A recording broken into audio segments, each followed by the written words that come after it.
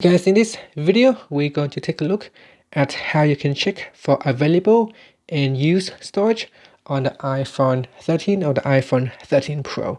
First, let's go back to your home screen by swiping up at the bottom of the screen, and on the home screen tap on settings. In settings you want to go down and tap on general, then tap on iPhone storage.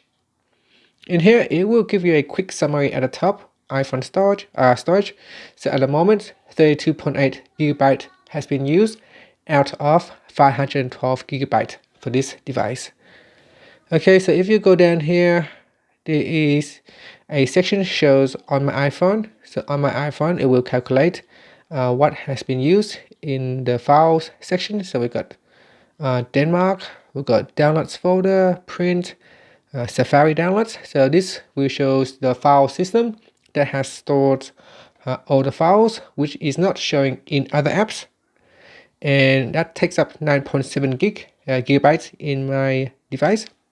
Next is the photos. Now this is different to the on my iPhone. This is the file system, and this is the photos application. And if I tap on that, you can see it shows documents and data takes up 4.85 gigabyte. And then there are recommendations that you can turn on to save some storage space.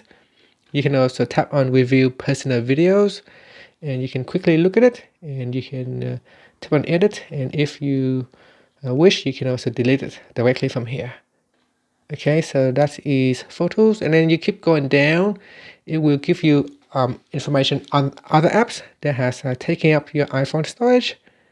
And then you can just scroll down, and then down here you got iOS system, so the operating system also take up some iPhone storage space as well as system data.